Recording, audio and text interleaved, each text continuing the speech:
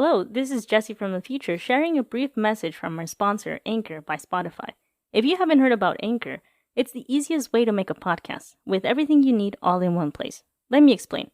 Anchor has tools that allows you to record and edit your podcast right from your computer or phone. When hosting on Anchor, you can distribute your podcast on listening platforms like Spotify, Apple Podcasts, and more.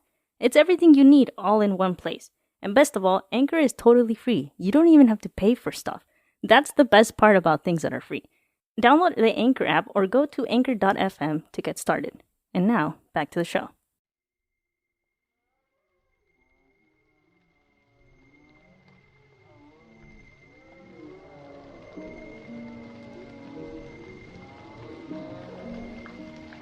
Exorcisms are one of Hollywood's favorite topics.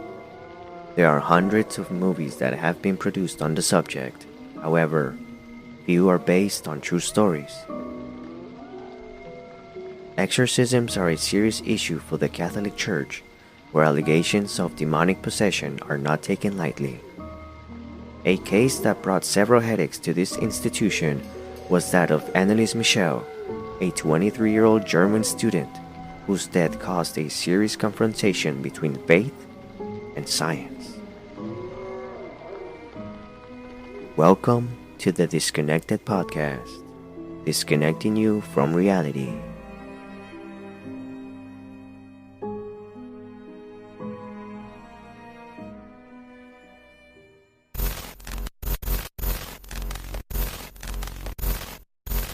May not be suitable for younger listeners. Listener discretion is advised.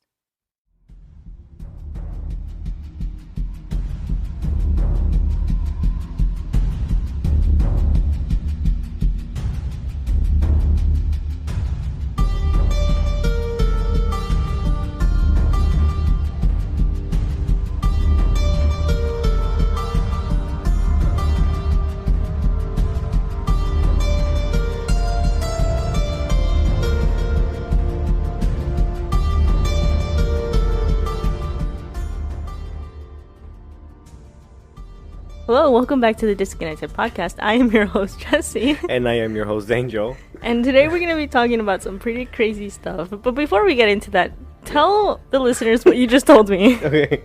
So, you asked me how my morning was. Yes, I did. So, I told her, I got a haircut, like, not long ago, like an hour ago. And I cut my finger. I was helping a friend move some kitchen cabinets from his, because it's gonna rain, from his patio, just move them underneath the roof so they wouldn't get wet. So I cut my finger. And instead of getting, wet from the rain, they're smeared with blood now. Yeah. He's like, "Are you okay?" I'm like, "Yeah, I'm okay." All of his white cabinets were red.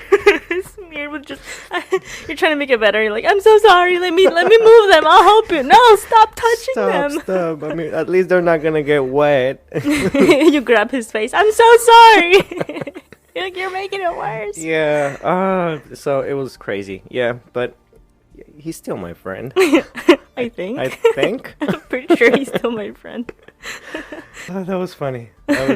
That was too funny. Anyway, exorcisms. Anyway, exorcisms, demons, Satan. Yes. So today we're going to be talking about the terrifying exorcism of Anneliese Michel. Mm-hmm. It is pretty terrifying. Yeah, so this story is based on there was a movie. I think it came out back in 2005 or 2006. 2005.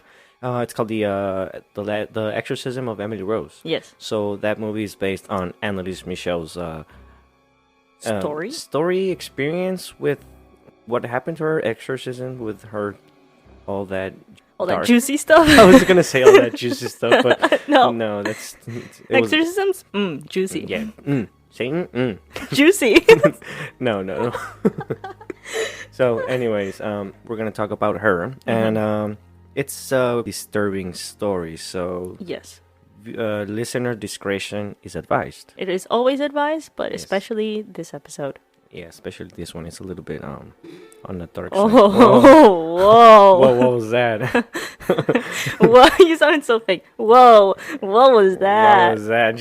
I don't want to get scared. It was just me. It's just me, right? Oh, God.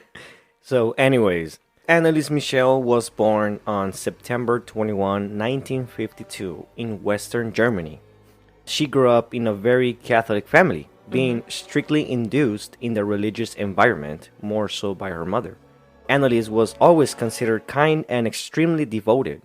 She attended Mass twice a week and prayed every day. She was also very intelligent, dreaming of being able to study at a university and help her parents, who, like many in those years, were dedicated to their small farm. Yeah. So her mother, Anna, and father Joseph had a baby out of wedlock. And back then, if you had kids before getting married, that was looked down upon. Yeah. Yeah. Big no-no. Yeah, especially if you come from a very strict Catholic family. Anna was ashamed, and when the parents got married, she was forced to wear a black veil. Oh. Yeah, I think it symbolizes Yeah, you're not like, pure like or shame whatever. or yeah, exactly. You're not pure. Gross. Yeah. Not gross like her, but gross like people who made her do that. Yeah, those traditions. Yeah, Yeah. yeah, that's very old school. Yeah. So they had a little girl before Anneliese named Martha in 1948, who died at the young age of 8 years old during an operation to remove a kidney tumor. Oh. Yeah, I didn't know that. yeah, when Anneliese was just 4 years old. Oh, so she had an older sister. Yeah, so when she passed away, when Martha passed away, then she became the older sister. Yeah, so at the age of 16, she suddenly fainted at school and began to walk in a daze. Although Anneliese did not remember the event, her friends and family said she was in a trance state. She wandered around expressionless, as if she were hypnotized. Yeah. After a year, the young woman experienced a similar event where she woke up in a trance and wet the bed. Her body also went into a series of convulsions, causing it to tremble uncontrollably, but when she woke up, she couldn't move. She felt as if a strong, unseen force was pushing her against the bed, trying to crush her body. So she had an epilepsy attack. Yes. Or that's what she thought at the time. Following that second episode of seizures, Anneliese saw a neurologist who diagnosed her with temporal lobe epilepsy. It's a disorder that causes seizures, memory loss, visual and auditory hallucinations. This disorder can also cause Geschwin syndrome, in which patients would experience intense emotions, detailed thoughts, and a compulsion to write or draw. Oh, okay. Yeah, this cluster of characteristics became known as the epileptic personality. Over the next decade, other researchers added hostility, aggression, and lack of humor.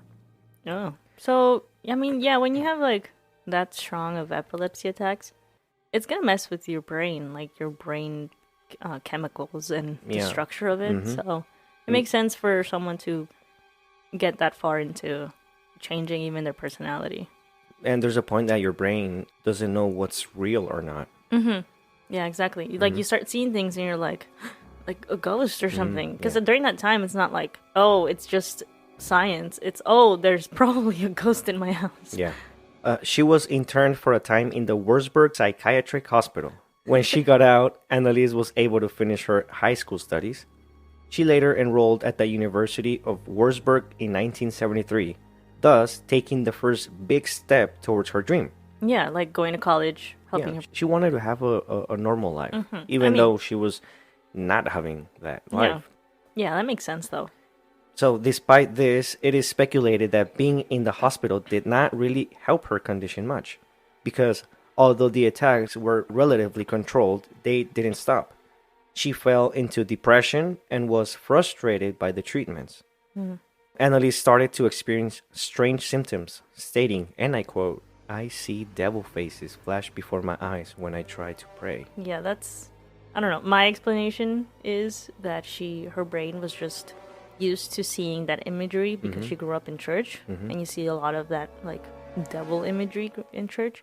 So maybe it was just her brain bringing up Just like her memories, her... yeah, like images that are considered evil. Yeah. And so like I'm trying to pray and my brain is kind of it's different now because of the epilepsy.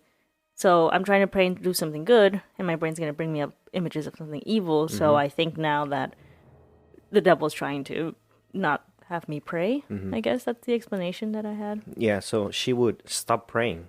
Yeah, because she was scared. Yeah, and said that this was a sign. Yeah, I mean, I would be scared too. She and her parents were convinced that this was not a mental illness. This had to have a more sinister explanation. They were sure that she was being harassed by dark forces. Doctors gave her an antipsychotic drug to treat her hallucinations. Come on, like if someone told you that they see demon faces when they pray, what would you say? I would say, hey, let's go to therapy. Yeah, I mean, and try. I don't know, because I'm not a doctor. I mean, I get it. Demons and malignant forces will be the last diagnosis a doctor will give you. Yeah, right? exactly. Like, they'll go through every single scientific explanation possible, and when they can't, then they're like, I don't know, I can't explain it. Anyway, that's usually what happens. Yeah, so she was prescribed the antipsychotic meds, but didn't work, obviously. Yeah. Yeah.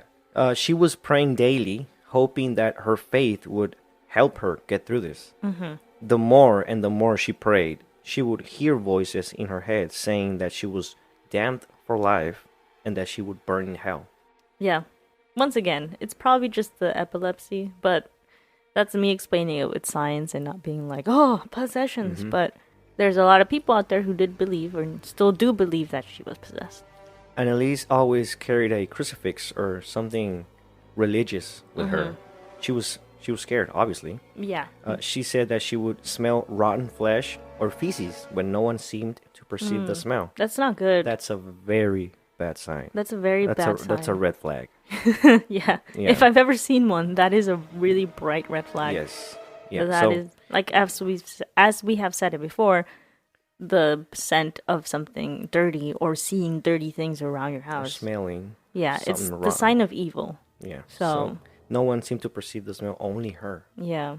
One day while praying, she had a vision of the Virgin Mary and asked Anneliese if she was willing to sacrifice herself to be a victim soul.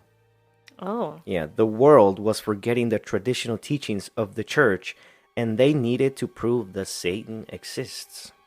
Oh. So she was going to be possessed by demons, and Anneliese agreed. Oh.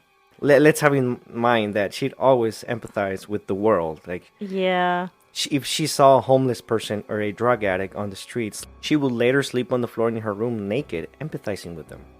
Oh. Yeah. So she's like hyper religious. Very, yeah.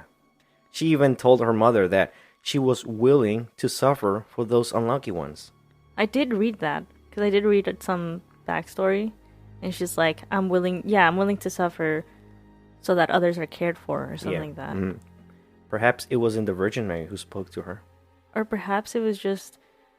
rather something else more sinister portraying the Virgin Mary, because it knew how devoted Anneliese was to the church. Maybe. Or perhaps it was just her growing up really religious and her brain just associating that with everything she did. And there's a way you can explain it with science too, but, who knows? Maybe you can't. I don't know. That is my explanation for me, so I feel better. but I don't know. So Anneliese said that she was constantly seeing what she described as evil faces on people's faces, and had already gone to church twice asking for an exorcism to be performed on her. Yeah. Something that was obviously rejected. So shout out to the Pope. Keep going, sorry. A friend of Anneliese's parents organized a pilgrimage to take her to a saint shrine in Sicily, Italy. Okay. As they arrived at the shrine, they saw people kneeling and praying. They all started to kneel and pray, but Anneliese couldn't. She tried several times to enter, that her hands would start burning as she got closer to the ground to pray. Oh. And holy pictures would appear so bright that it hurt Anneliese's eyes. Faces of other people praying would turn into demon faces gnawing their teeth. Oh. An older woman who accompanied Anneliese on the pilgrimage noticed that she avoided walking past a particular image of Jesus, and that she refused to drink water from a holy spring. Oh. The woman also claimed that Anneliese smelled hellishly bad. An exorcist from a nearby town examined Anneliese and concluded that she was demonically possessed. Oh. So interesting. Very interesting. Here is where we ask for listener discretion as we are going to dive into the portion of the exorcism. Oh, I got chills. My stomach started turning when you said that. I'm like, oh, please no. Yeah. You ready? Yes, I'm ready. All right. So we can define an exorcism as an act or practice based on religion or spirituality where through a ritual, either by prayers or other techniques, they seek to expel one or more demons from the body or soul of a person. Mm-hmm. This method is disclosed from the scriptures of the Bible because Jesus had the gift of being able to perform these acts, something that happened to his disciples. Yeah. He was very known to, if someone was possessed, he would just go up to them and... But he was like super quick about it. He was like, get out! Yeah, like, yeah, he would like snap his finger. That's because he was Jesus. He was Jesus. That makes sense. So Ernst Alt, a priest with some prestige in the field of exorcisms in Germany, met Anneliese in 1973 and became convinced that she had symptoms of being possessed. At that time, the priest spoke with the girl's family, explaining that the church did not accept the exorcism process because their daughter did not present all the symptoms, such as speaking in other languages that she did not know, or enormous force, or aberration before religious images. Something that her parents told Anneliese. Yeah. So this could sound like something normal. However, after this event, Anneliese Michel suddenly began to present these types of symptoms. But they told her? Yeah. So her parents told her, you're not presenting these specific symptoms. And then all of a sudden, she just started. And all of a sudden, she started presenting those symptoms. Mm-hmm. Interesting. Yeah. Interesting. So she began to present these types of symptoms. So later, the power of human suggestion was debated. Yeah. It should be noted that there have already been several studies on the power of the mind, as they can even cause someone's death. Yeah, exactly. That's why I'm so... So we're going to the science part of it. Okay. Ooh. The scientific part. Yes.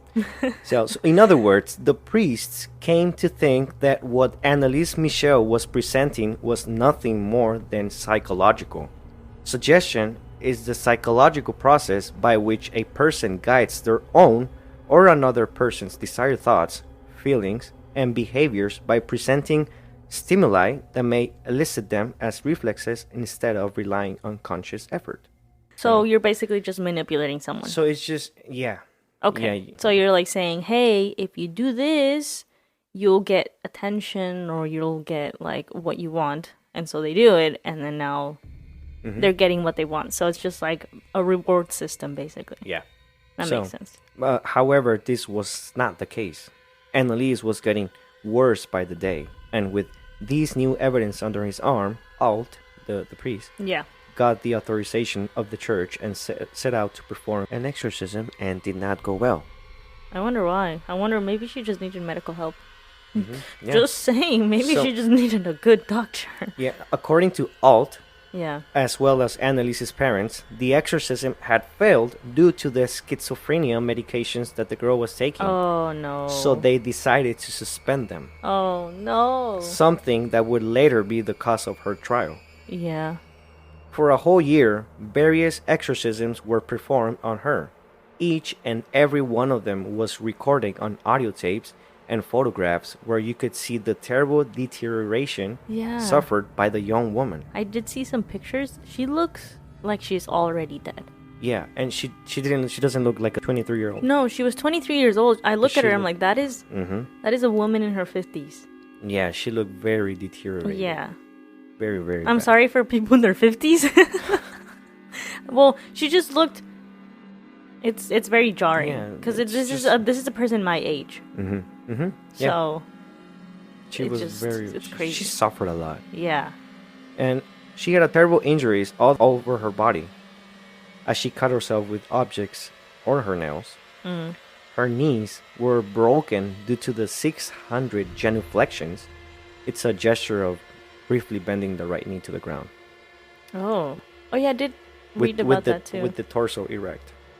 Yeah, where she like broke her knees and her ligaments in her knees because she's prayed so much. Yeah, so she did 600 genuflections she obsessively performed during one of the exorcisms. Oh. She screamed horribly for long hours, barked like a dog, hid under the table. According to her relatives, she climbed walls. Oh. She even bit off the head of a dead bird.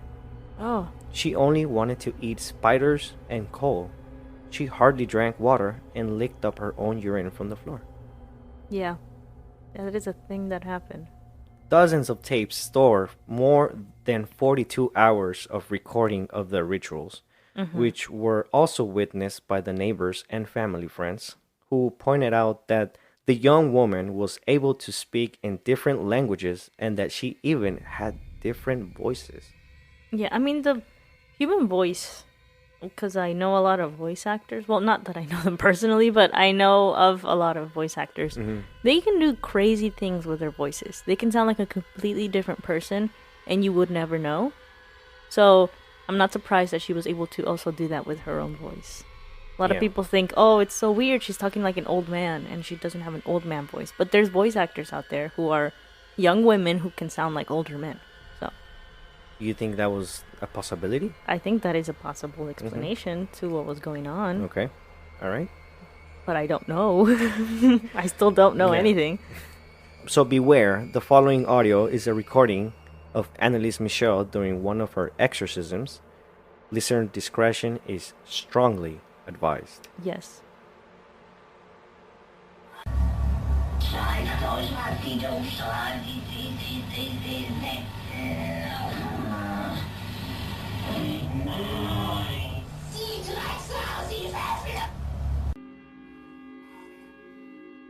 Oh, damn.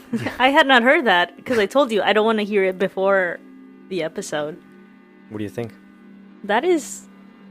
I'm sorry for her throat in the first place because that sounds so... Very raspy. Very raspy. She was forcing her... That would hurt so bad. Yeah. And her screaming on hours on end without stopping that. That is crazy. That is just... nuts. Unbelievable. Not that I'm calling her crazy, just the situation. The situation, like what she went through. Her voice is so completely different. Yeah. And I mean, people can do that with their voice. That's why people were probably scared. But it's still terrifying to walk into a room and someone's doing that. Yeah, that's like me losing my voice constantly when recording episodes. But that's different. That's just you. That's just me. I don't know why. Yeah, no. So this was Anneliese Michel in one of the exorcism sessions that were performed on her.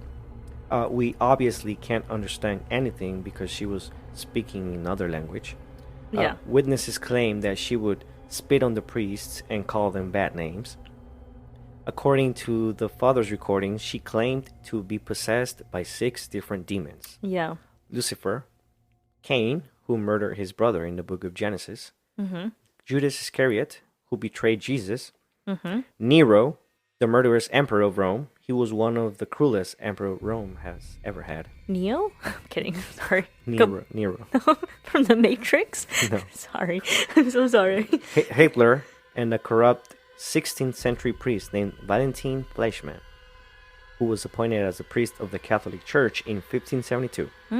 He was unfrocked, or his rights as a priest were revoked by the church in 1575 for his bad alcoholic behavior. He was also accused of assault and attempt to murder. Oh, well, yeah, that makes sense why they would unfrock him. Yeah. So all of these demons would talk to each other using Anneliese's voice and argue with one another. Wouldn't she like change her pitch when she was talking? Like it was like one pitch for like Hitler, and then she would talk as Nero, and it would just completely change. And they would argue with each other. Like so they no no thank you. Yeah, the poor girl would grunt and scream in the voices of the demons. Yeah. So they wanted her body and fought for dominance as she would scream in pain. Oh. Her last exorcism was on June 30, 1976. By then, Anneliese was in a deplorable state. Not only was she suffering from pneumonia and tuberculosis, but she was also malnourished and dehydrated. Yeah, they weren't giving her medicine for any of the things that she had. So it's no wonder that her body it gave up. Yeah. A body does not survive like that. Yeah, she was in very bad state. Yeah.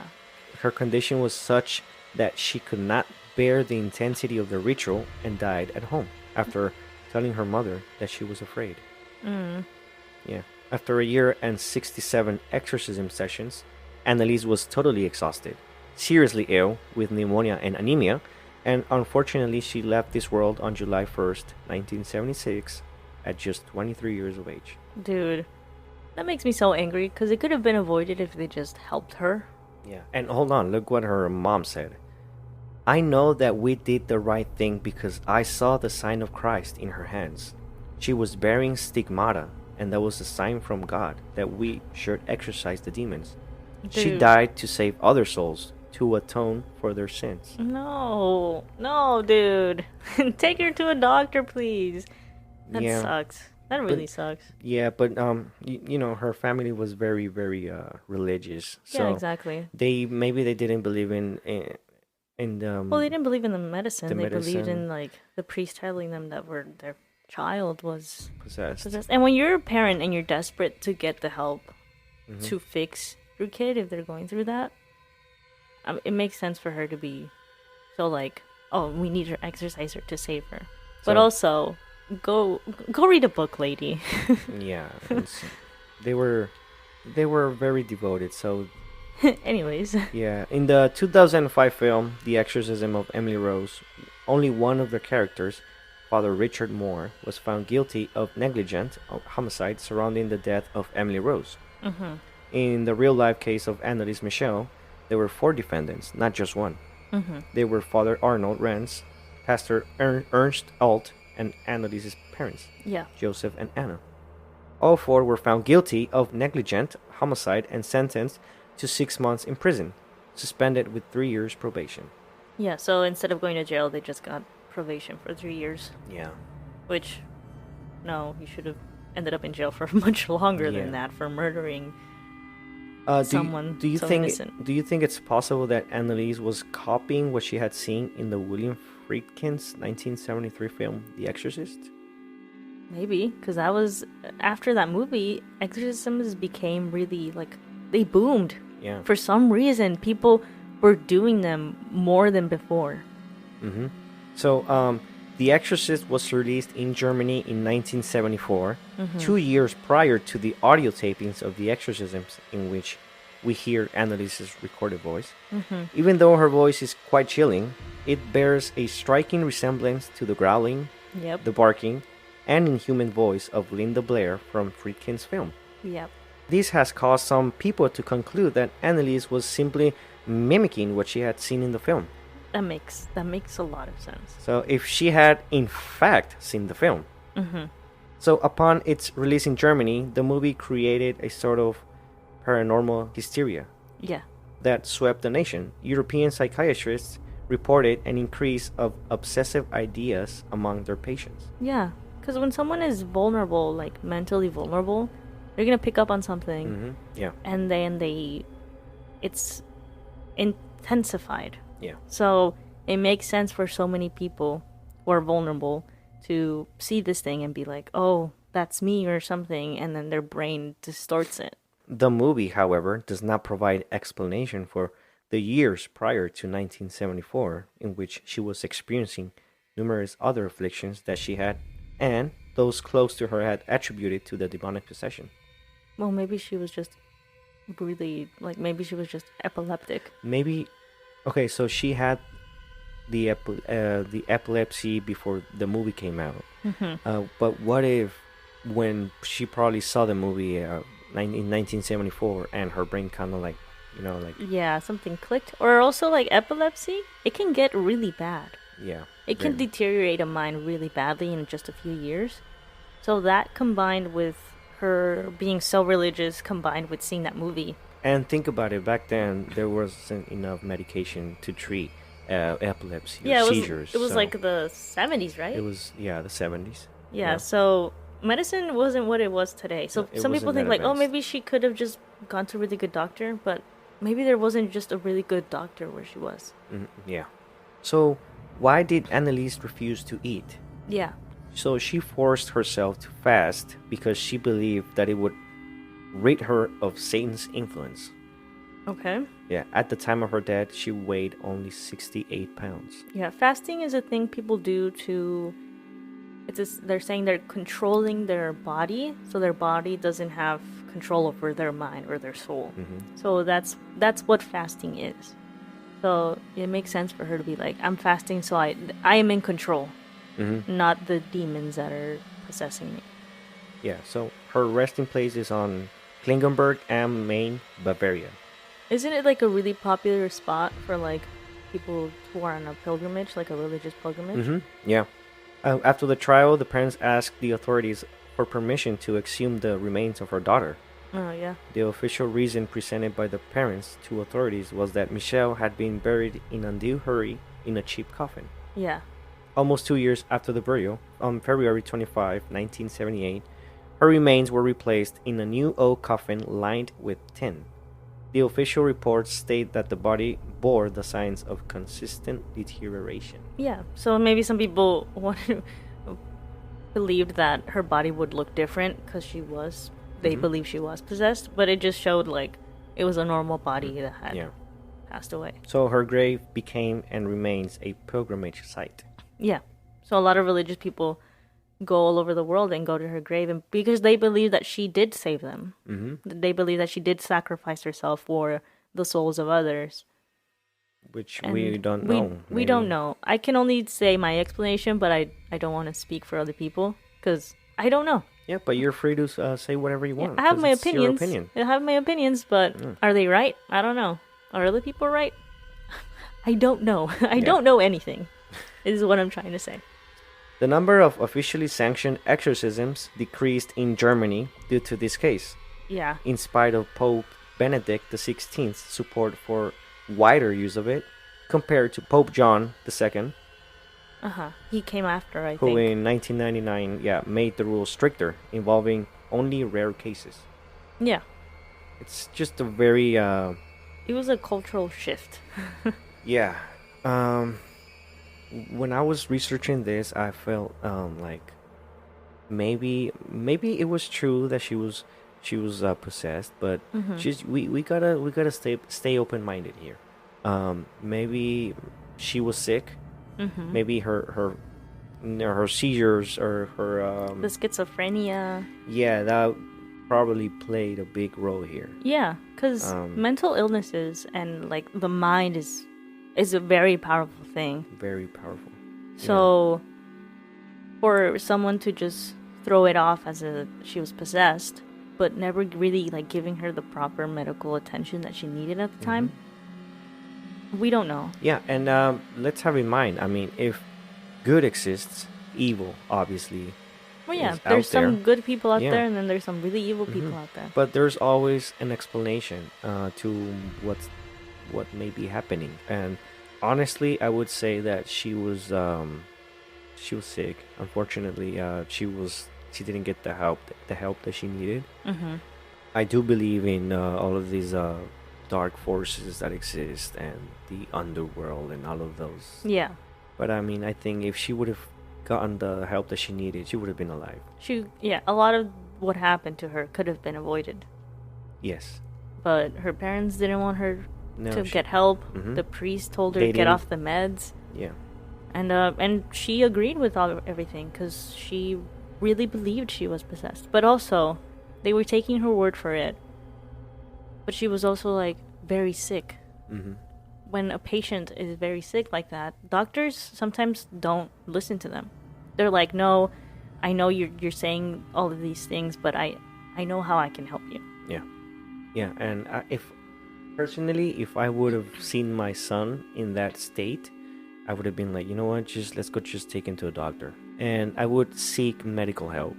Exactly, but also, we didn't grow up like hyper religious like they did. Yeah, I know, I understand. Some people are very, very devoted to the church, and they don't believe in what medications can do. Exactly. It was an interesting story. It was. Yeah. My voice just cracked. Did you hear that? Am I Yeah. going through puberty? Again? Second puberty? Yeah. So it was an interesting story. Thank you for being here. Yes, thank you so much for listening. Yeah, thank you, everybody. This is the sixth episode, right? I think so. Yeah. I don't know how to count, so I don't believe in counting. No. You can find us on Spotify, Anchor, and all major platforms, as well as TuneIn Radio, Amazon Music, and Audible as Wow. The Disconnected Podcast. We are on so many platforms that I listen to. It's kind of crazy. We are getting famous now. Yeah, we're a little famous. Yeah, people are you the guy from the Disconnected podcast? Wait, can you say welcome to the podcast? Hello, my name is Angel. I love it. Hey, can you do the Disconnected podcast? I hide my face in public. Welcome to the Disconnected podcast. I'm like, oh my god, no.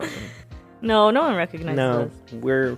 we're not famous No, yet, but we're gonna keep doing this and get famous. and get famous. I want to get famous. I want to be famous. You want to be famous? I want to be famous. I don't know if I want to be famous. Why not? It's gonna be fun. I don't know. I like my privacy. You like your privacy. Well, I mean, you're not gonna be like Brad Pitt or Angelina Jolie. That the paparazzi is gonna be like outside your door. You never know that. Yeah, well, I could be at Costco and then get like swarmed. Getting swarmed at Costco, guys. Hashtag getting swarmed. Hashtag at Costco. yeah. Hashtag loving it. Loving it. Isn't that no? That's if you go to McDonald's. Yeah. Not sponsored by McDonald's. But if you want to sponsor us, McDonald's. Oh my gosh. If we get, I got excited. If we get it sponsored. Oh my gosh. Oh my gosh. If we get sponsored by McDonald's, please sponsor us. I love the chicken nuggets so much. I know they're bad for me, and I know how they make them. They're pretty bad. But you don't care. But I don't care. I'll put that stuff in my body. Anyway, you can also share our podcast on social media. Yes, please share it. And you can also share it through word of mouth. Yeah. Yeah, they're very powerful, those kinds of referrals. So, Yeah. Share us with your mouth. Yeah, share us with your mouth, please. Please like and share and rate us 5 stars. 5, please. 5, please. There's no other option. No, the only option. There's no 4. There's no 3. You're gonna see other numbers there. They don't exist. Yeah, don't mind them. Yeah, only the 5 Yeah, exist. just 5. Make sure the 5 stars are highlighted. Yes, exactly. Or else you can't submit your review. So we start growing and we can start doing cooler stuffs for the podcast. Don't forget to enable the notification bell to get notified every time we post. Ding. Ding. So you look like you're absolutely obsessed with this podcast. That would be great. If you have any notable paranormal encounters or out-of-body experiences or any of that, you can email us at thedisconnectedpod@gmail.com and you might hear your name. Or not, if you don't want us to say your name. Stay tuned for the Disconnected Podcast merch. Ooh. That's coming soon. Very, very soon. We're still working on that, but very soon. Yes. You can also find us on Twitter as @DADisconnected, Instagram as The Disconnected Pod, Facebook and Tumblr as The Disconnected Podcast. And you can also support the show with a small monthly donation. It can be as small as $1. It can be as small as $2,000. Yeah. It's pretty small for me. Yeah. It's pocket change. You got pocket change. I got pocket change of $2,000. In coins. In coins. They're all pennies. My pants keep falling. And all of this information will be in the show notes. So if you didn't catch any of that because you zoned us out, that's fine. Everything will be in the show notes. All the links and all the good stuff's down there. And as always, this has been the Disconnected Podcast, disconnecting you from reality. I'm your host, Jesse. And I am your host, Angel. And we will see you next time. Bye. Goodbye.